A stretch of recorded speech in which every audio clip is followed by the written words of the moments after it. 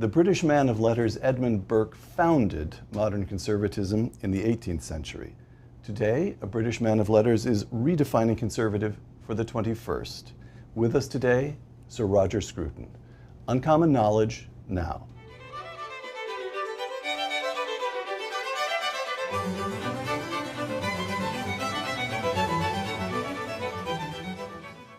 Welcome to Uncommon Knowledge. I'm Peter Robinson. Born in Lincolnshire during the Second World War, the philosopher Roger Scruton represents one of Britain's most significant conservative intellectuals. In the words of one observer, quote, England's most accomplished conservative since Edmund Burke, close quote. Knighted last year, Sir Roger holds undergraduate and doctoral degrees from Cambridge. He is the author of more than 50 books. You write faster than I can read, including his most recent book on human nature and his classic work, How to Be a Conservative. Sir Roger Scruton, welcome. Thank you.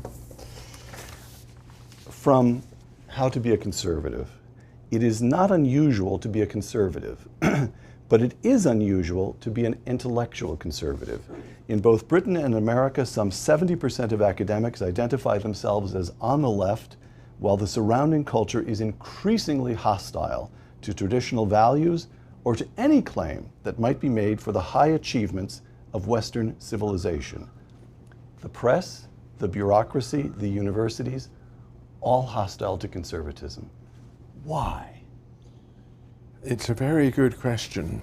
I think I spent my life trying to answer it, in fact. My impression is that this hostility comes in part because people who self-identify as intellectuals and thinkers also want to identify themselves as in some way outside the community, standing in judgment on it, gifted with superior insight and intellect, and therefore inevitably critical of whatever it is that ordinary people do by way of surviving. You know, and so we have created an intellectual class which by its nature does not identify with the way of life around it, and tries to gain another kind of identity through its critical stance. And produces the paradox that within academic circles and within the press, to be a liberal instead of a conservative is almost boringly conventional. Yes, I mean that's right. There is the convention is to be hostile to conventions. Right, right. You begin, I'm showing this book because I want everybody to get a good look at it. It's a wonderful book. You begin How to Be a Conservative with a marvelous essay on your own journey from left to right. And you identify a couple of events in particular as crucial in that journey. In the spring of 1968, you're in Paris. Mass protests take place across France. I quote, How to Be a Conservative. May of 1968 led me to understand what I value in the customs, institutions, and culture of Europe. Paris explodes, and young Roger Scruton decides to become conservative, not to join the students in the street. Why? Well, gosh, why? I mean, for a start, the thing that most struck me about those students in the street was the sentimentality of their anger. It was all about themselves. It wasn't about anything objective. Here they were, the spoiled middle-class baby boomers who'd never had any real difficulty to cope with, shouting their heads off in the street, burning the cars belonging to ordinary proletarians whom they pretended to be defending against some imaginary oppressive structures erected by the bourgeoisie. The whole thing was a complete fiction based on the antiquated ideas of Karl Marx, ideas which were already redundant in the mid-19th century. So they were enacting out, if you like, a self-scripted drama in which the central character was themselves. Mm. Again, from How to Be a Conservative, only someone raised in the Anglosphere could believe, as I believed in the aftermath of 1968, that the political alternative to revolutionary socialism is conservatism. Only someone raised in the Anglosphere. Yeah. Yes, I think if you look around the world, those political parties and political movements that identify themselves as conservative, it's only in Britain, America, Australia, possibly India, that people would even use that word. Because there's a tradition which we have inherited from Edmund Burke and the reaction to the French Revolution of recognizing that there is an alternative to revolutionary change, and that is not changing. And this extraordinary original idea only enters the heads of English-speaking people. I don't know why, but it's something to do with the English language. It's sort of accommodation of eccentricities, the fact that we live a life based on compromise, the common law, which tells us that the ordinary person is in charge of the law, not the people there who are pretending to impose it on him. You know, all those things which we've inherited from hundreds of years, actually, of discussion and debate, they make it natural for us to say, you know, let's not change. The second large event in your own journey, a visit to Poland and Czechoslovakia in 1979 awoke me to the fraud that had been committed in socialism's name, and I felt an immediate obligation to do something about it. 79, the Pope visits Poland, you get the feeling that things are beginning to break up, but it's still, the iceberg is still sitting on Eastern Europe. Yeah. What happened in Czechoslovakia and Poland? What did you see? How were you awakened? I was there in Poland in the wake of the Pope's pilgrimage to his country. And there was a visible sense of that we Poles are together against this thing which controls us. But people, of course, couldn't openly talk about it, but the people I met talked to me about it. Then when going to Czechoslovakia, where, of course, the oppression was much heavier, I got involved in talking to people who were actually trying to organize underground seminars at the university, underground, well, curriculum, if you like, for young people who had been excluded from the system, where there was a real consciousness that it was a life and death struggle. Either these societies were going to be finally killed off by communism, or people were going to try and keep them alive in the catacombs.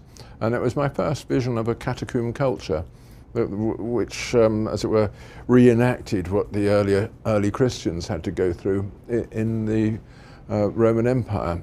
Now, you also say you felt an immediate obligation to do something about it. And here, correct me, but as I understand your training, your formal training is as a philosopher. Yeah. And in your lifetime, philosophy has gone off in all kinds of directions, in this country in particular, and headed off in the direction of formal logic. Yes. I take it that you decided that you intended to continue to do the work. You intended to work in the tradition of Aristotle, philosophy as it bears on ordinary political life. Is that correct? Well, yes. I've always thought that philosophy has ordinary life as its subject matter. That's what it's about. But it is also a reflection on ordinary life and its meaning. But when it came to working in Eastern Europe, my main thought was that what young people there especially needed was not merely philosophy, but a whole range of knowledge which had been excluded from the official curriculum. For instance, knowledge of history, knowledge of literature, a knowledge of the way in which those things connect, how music and art and literature feed into a vision of your society, and of course knowledge of the religious traditions of their countries. Now, all those things had been excluded by the Communist Party from the national sense of identity, but it didn't alter my view that they'd also been excluded from our societies too by the universities themselves. You know, most young people today leave a university having studied history but not actually knowing very much about it. They will know about the periods of revolutionary struggle and other things that have appealed to their professors as part of their own self-glorification. But they won't know the sort of things that are, as it were, interred within the spirit of the people. Mm. Your visit to Poland and Czechoslovakia took place again in 1979.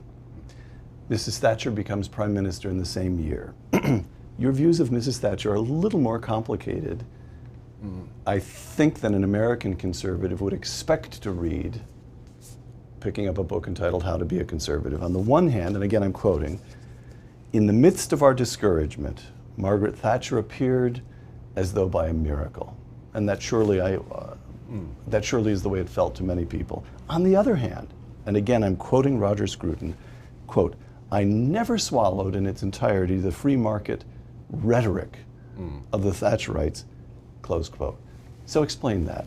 She's this miraculous being, but there's a lot of hogwash involved. Well, she came into our lives as a representative of our country at a time when the country looked particularly enfeebled by the trade unions, by the whole Labour Party attempt to rope society into a communal prison run by the state. All that was wonderful. We felt, phew, we don't actually have to go along with all that crap. We can do our own thing, and we can revert to our natural condition as rebellious, eccentric Englishmen. But she felt that she had to embellish it with a complete doctrine, which she borrowed from the Institute of Economic Affairs, about the need for market solutions to every social problem. Now, I'm all in favour of market solutions where they apply, but not every social problem does have a market solution. And there is a need for the maintenance of traditions in education and in culture and in the law, which are not traditions of free enterprise, but much more conditions of some kind of collective renunciation. People renunciation of the state. No, renunciation of one's own individuality.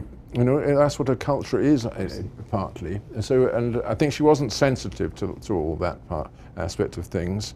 And you have to remember that we inherited, at the time when she became prominent, we inherited a society and an economy that had been radically changed by the Second World War and by the socialist governments that came into being because of the Second World War. Yes. People wanted a government based on planning because they had felt that the war showed the need for planning. If it hadn't been for planning, we wouldn't have survived it, and we almost didn't survive it because people weren't ready for it, etc. Well, actually, let me pursue that point if I may, because needless to say, here we sit in Washington in the second month of the Trump administration, so I'm going to haul you from Margaret Thatcher to Donald Trump, even if you come screaming.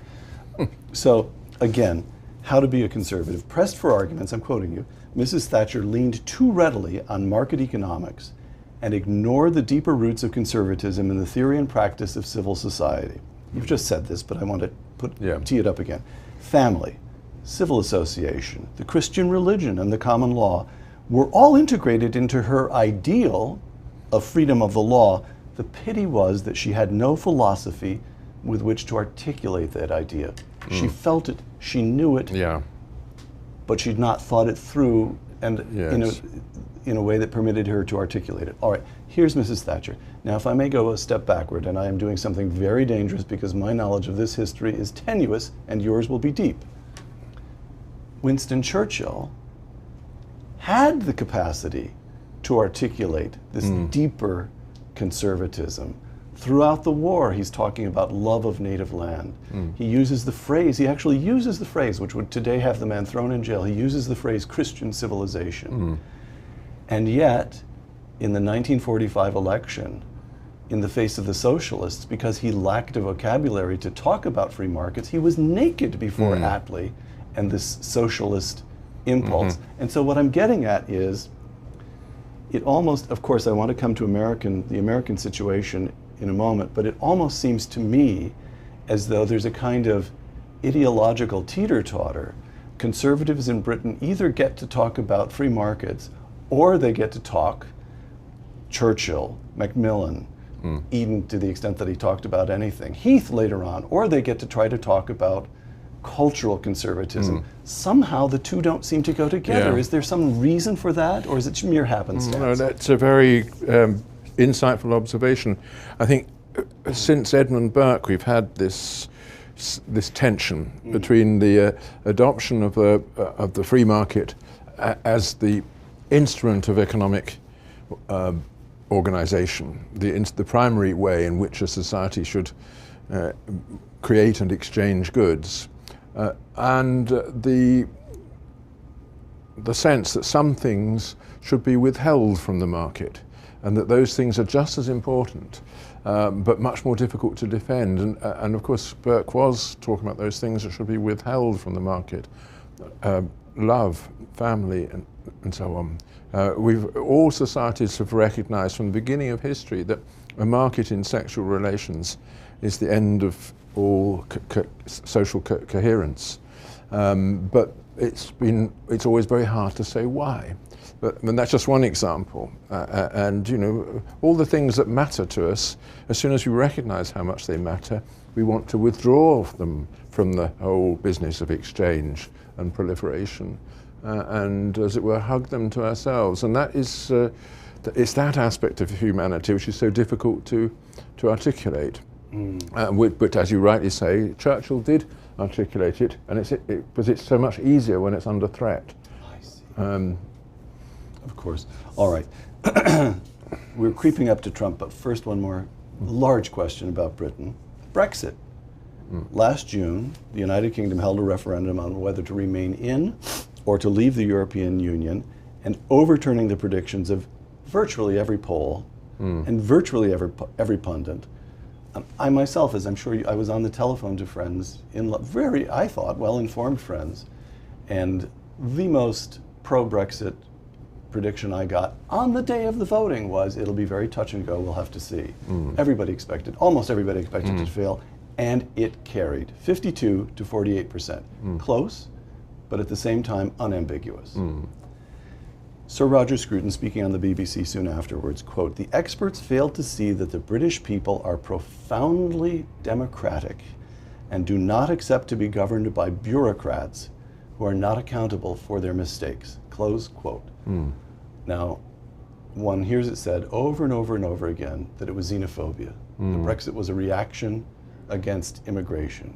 And Roger Scruton says it was a blow for democracy. Explain. Well, could be both. But I think what has been the feelings of opposition to the European Union of much longer standing than the recent feelings about the mass immigration from Europe. And they have been about democratic accountability. The thought being that more than half, I think in nearly 2/3 of the laws rubber stamped by our Parliament originate in Brussels, in the minds of bureaucrats who have no knowledge of or interest in the peculiar social conditions of Britain, which are very peculiar because we haven't been interfered with in this way before.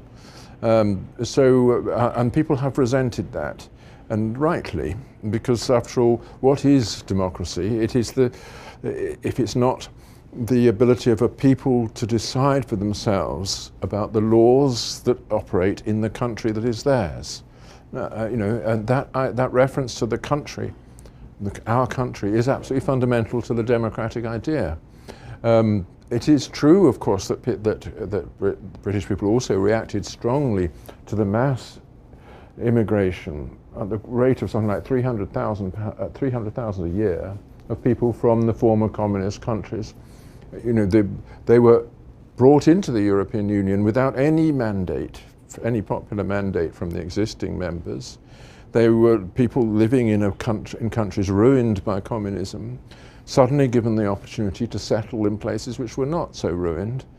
England, in particular, and Britain in general, has the advantage that its infrastructure was not destroyed in the war. Right. It speaks the international language. The freedom to settle there and to enjoy what the British people had defended at great cost to themselves, it was suddenly offered to these people. Inevitably, they all transferred to Britain. And it's not xenophobia to recognise that your life, if you're an ordinary person, that your life has been changed when suddenly people better qualified than you are competing for your job, where your child is going to a school where English is the second language, where your right to social housing has been conferred on people who never paid anything to obtain it, etc. Right. You know. So, one more question about Brexit. You've spoken about the peculiar customs of Britain. You've spoken about the distinctiveness of the Anglosphere. So is it your position simply that Britain ought to have left the European Union, or is it your position that the European Union in it is bad for everybody? I mean, one can see the Germans with war guilt. It would be lovely if they could dissolve themselves in a new sense of international identity. Spain wanting to rejoin Europe after the years of being cut off under France. You could create a kind of psychological case for every continent. The Italians would far rather have their money supply run by good, steady Germans than by their fellow Italians, and so on and so forth. So the European Union, let the continent have it. It's just that it's improper for us to be in, let us be out. Or the European Union is a nasty piece of work in and of itself? Well, I would say, when I did say this prior to the vote, that, that what is needed is not simply for us to withdraw from the treaty. What is needed is a new treaty, one that we could accept and that everybody else could accept too. And my view is that treaties are dead hands. They weigh upon you. Maybe beneficially if they're restraining you from doing something that would otherwise be destructive, as peace treaties do, but they might actually prevent you from taking the measures needed to cope with the new situations. And treaties don't adapt, and the more signatories to them there are, the less likely it is that they ever will adapt. And that is the problem. We were living under a treaty signed 60 or conceived 70 years ago by people long since dead in a situation that has vanished. Why should we be governed by it? Because it's unusual for a treaty in that it sets up a system of government. And so you have a system of government which is essentially non-adaptable. My view is get rid of it, and everybody come together again, seeing if they can get another kind of treaty which answers to all their separate national interests. You know, the Poles, take the Poles, they thought it was great to join the treaty because at last they would have a system of law which would replace the complete nonsense of communist legality. They had access to proper infrastructure and markets and so on. What they did not realize is that they would also lose all their youth. So that Poland is in a state of demographic collapse. Everyone goes off to London. So clearly, you know, each country has a different problem. Likewise, the Greeks thought, you know, great, the single currency, as you say, we can transfer all our debts to those reliable Germans. And then suddenly they realized, but of course we can no longer govern our economy as we used to by periodic devaluation, and the result is a total collapse in youth employment. This country, Trump. From the British referendum on Brexit to the election of Donald Trump. Sir Roger Scruton, in a talk on the BBC the week after the American election, quote, "In America, as in Britain, the indigenous working class has been put out of mind, even overtly disparaged by the media and the political class. All attempts to give voice to their anxieties over immigration, over the impact on their lives of globalization, and the spread of liberal conceptions of sex, marriage, and the family have been dismissed or silenced." Close quote. First question, how can it be that when Franklin Roosevelt, 7 decades ago, in establishing modern conservatism, I beg your pardon, modern liberalism, the democratic, of which the Democratic Party is the great champion, he placed the working class at the very center of that coalition. How can it be that these decades later, that same party, that same liberalism has turned its back on the indigenous working class. How did it happen? Yes, well, it's happened everywhere. I think, again, it's one of those deep mysteries, but I think there are two important factors that contributed to this. One is that the change in the economy, which has transferred an awful lot of economic activity to service activities, to activities that could be conducted through the internet or through companies based outside the jurisdiction, all that. It means that the old traditional working class, it no longer has that cohesion that it had before, and it's no longer an identifiable social mass in the way that it was in Roosevelt's day. That's one very important thing. The other important thing is that the liberal establishment has ceased to represent the interests of that class anyway. It represents the interests of people who are saying that they represent the interests of that class. It's a self-serving ideology of people who want to appear virtuous without the cost of it. And people in the media, the administration and so on, who love the image of themselves as defenders of the people, but recognize that when in the proximity of the people, they feel nothing except repugnance. You're making a moral point. Pride, vanity, it all happened through pride and vanity and sloth and inattention on the part of very comfortable people. Well, there is that. I say that's only one factor. All right. There are also lots of good people who are liberals who really do worry about these things. Right. But I'm just talking about these new social factors which we have to recognize. You mentioned these factors that are legitimate concerns, anxieties over immigration. Now, again, one will hear over and over again, the American anxiety over immigration is xenophobia. It's just immoral to think you can draw a line at the border and keep out the people in the south of the border have immortal souls just as those, well, of course the liberal would doubt that, but they're worth, they have as much value as, all right. And then the other bit one here is it just economically, the more immigration, the more the economy grows? And then a kind of counter argument, but still it's the argument against the concern for immigration. Immigration has slowed as the Mexican middle class has risen, and partly because our economy is slowed. Net immigration from Mexico is almost zero, and net immigration from everywhere else in the world is 1 million people a year, and in a population of 330 million, you can live with that. So there are all these arguments. Why should anyone be anxious over immigration? And yet you would argue, I think I take you to argue, that it is actually a legitimate concern in this country. Well, yes, I mean, again, there are many factors, but illegal immigration has been a great concern to people. There are 10 million illegal immigrants possibly in this country. And I think ordinary people say, look, if the first thing that somebody does when coming into the country is to commit a crime, should he really be allowed to stay? You know, I think this is a very strong argument. Of course, legal immigration, which has the consent of Congress and therefore the consent indirectly of the people, is not something that people are complaining about, not in the same tone of voice in any way. But then again, you have to recognize that what is being asked of the people is to offer hospitality to those who are not currently part of their home. You can offer hospitality to others if you have a secure home from which to offer it.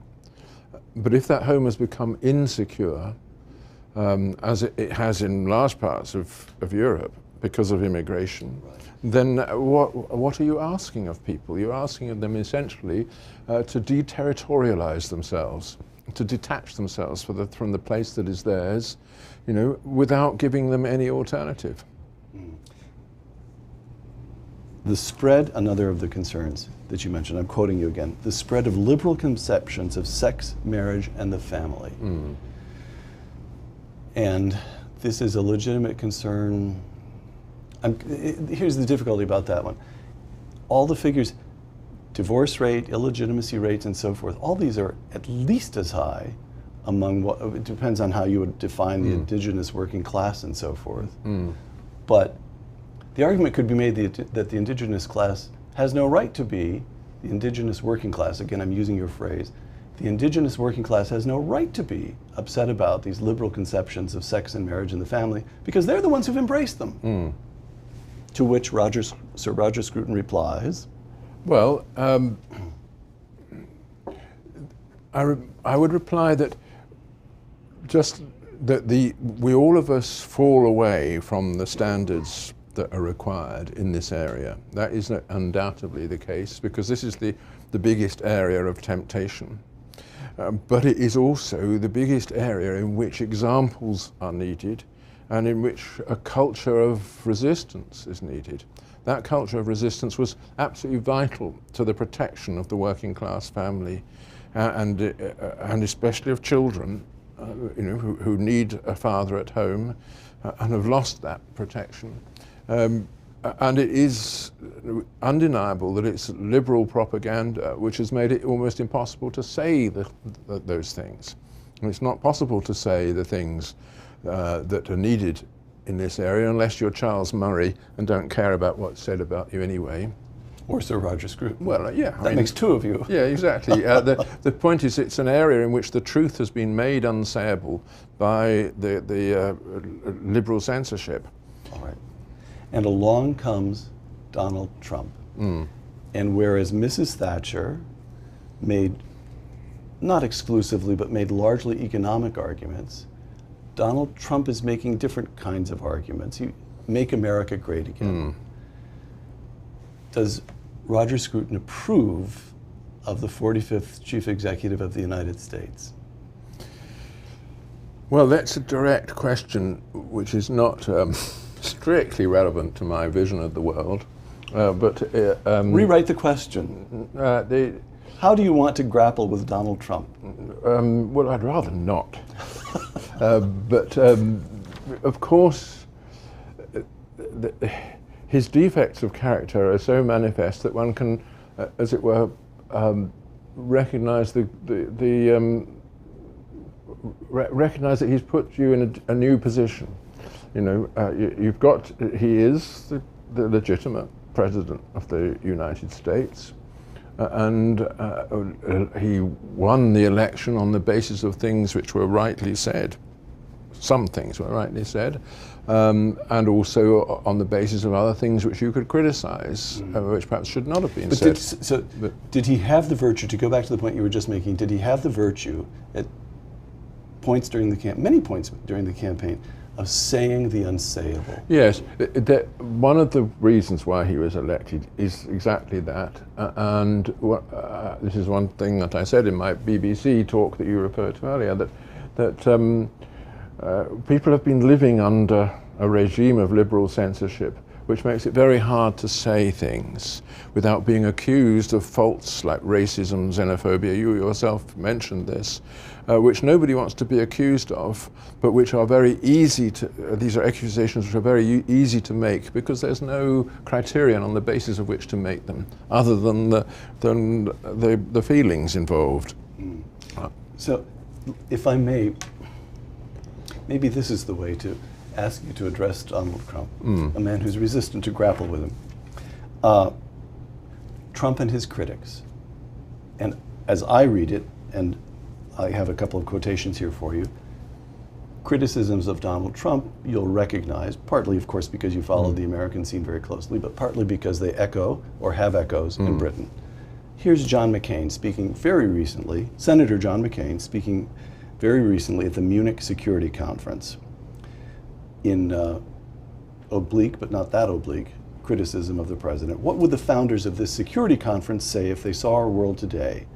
They would be alarmed by an increasing turn away from universal values and toward old ties of blood and race and sectarianism, close quote.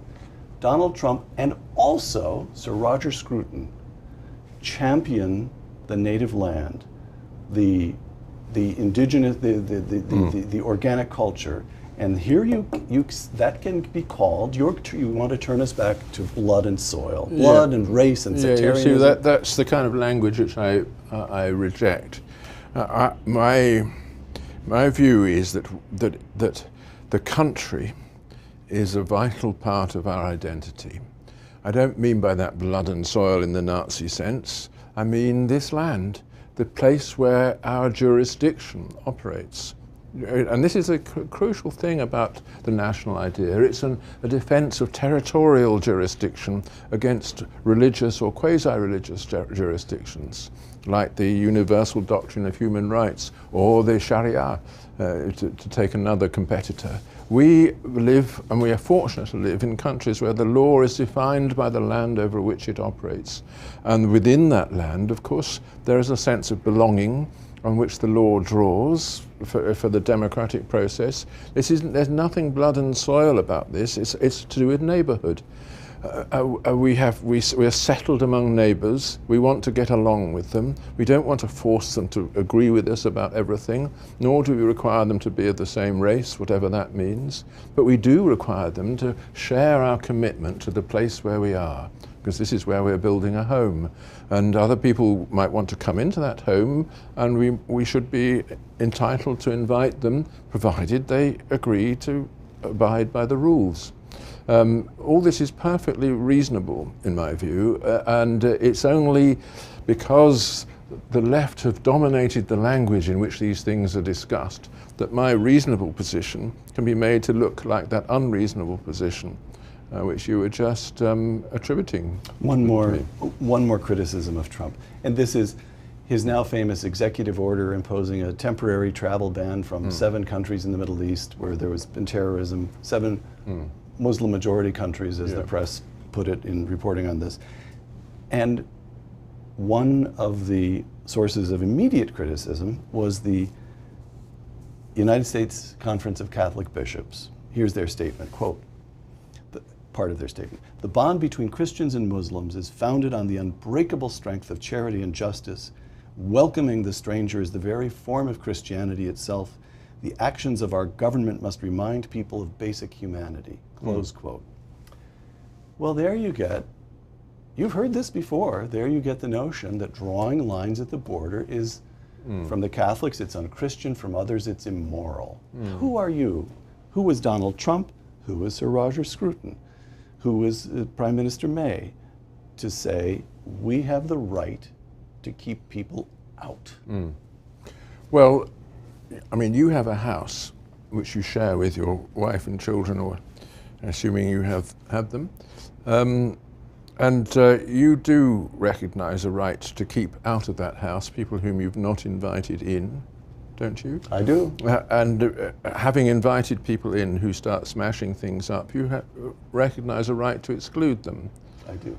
Yeah, and that, just multiply that by a few hundred thousand, and you'll recognize that people taken as a whole have that right. That is another part of democracy, that we live in a place, we have the right to exclude from that place those whom we think are not going to fit into it, or to whom we don't want to extend a welcome. This is, if we didn't have that right, we wouldn't feel secure in occupying the place that we claim as ours. It's a simple part of human nature, and although I think Trump should never have mentioned the Muslim idea in this, because that goes against the whole American tradition that religion is not what it's about, but settlement. You know, nevertheless, he wasn't exceeding the natural powers of a president in saying what he said.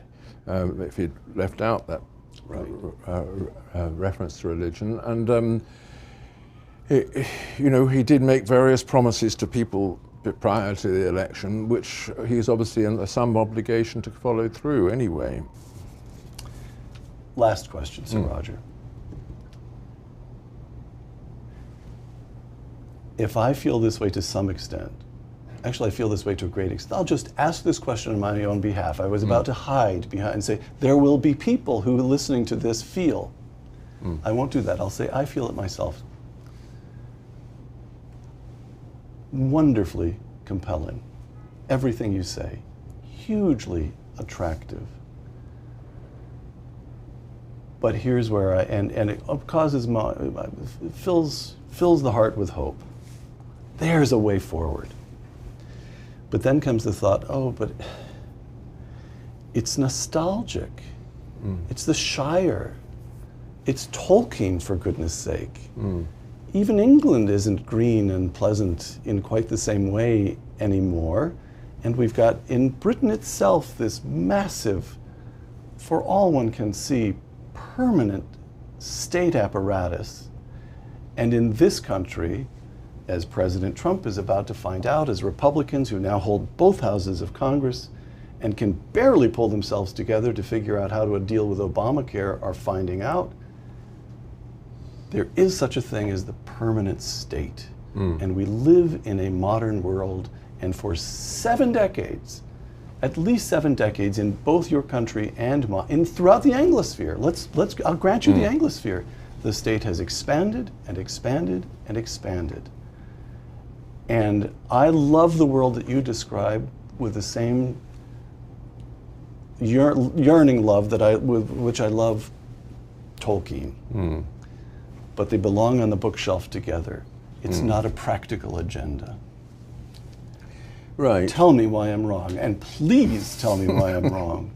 Well, you're not entirely wrong. The expansion of the state to absorb more and more of civil society has happened everywhere, more outside the Anglosphere than inside the Anglosphere. Let's face it, you still have private education available here if you want it, one can afford it. You still have all the little platoons, as Burke called them. If you have a problem, you can get together with your neighbours to solve it. You can, you probably belong to all sorts of clubs and discussion groups and so on. All that free association, which made the English-speaking countries what they are, still exists. It's just that there's a tax on it, roughly speaking, half of what you earn, yes, which goes to maintain a sort of shadow community of parasites whose only justification is that they pretend to be governing us. You have to, we belong in an organism which is accompanied by a cancerous version of itself. That's the way it is. All you can do is every now and then diminish it, if cut off this or that bit of it, but it will always be there. But at the same time, focusing on the other thing is not nostalgia, although nostalgia is an underrated aspect of the human condition. Remember the founding work of literature of our civilization describes Odysseus' decision to give up immortality and life with the goddess in order to travel across dangerous seas to his home. It set the model for what all our literature since has been about, and all our art. And why turn away from that? That is, we are in this world as dispossessed and alienated, and we do have that longing for a home, and we try to build it. And that's all I'm advocating, is that we should go on doing this. It'll always be a different home, but it isn't anyway nostalgia to say that this is where our values lie, rather than in that other thing, that great expanding state machine. All right. That was penultimate question. Here's the last question. Brexit has happened. Britain has a new government. There hasn't been an election, it's still the Tories, but you have a new prime minister. And we have a new president. Are you hopeful? I've never in my life been hopeful. I take the view that pessimism is the wise position to adopt, because you're always agreeably surprised. All right. Sir Roger Scruton, author of more than 50 books, including the superb How to Be a Conservative. Thank you. Thank you. For the Hoover Institution and Uncommon Knowledge, I'm Peter Robinson.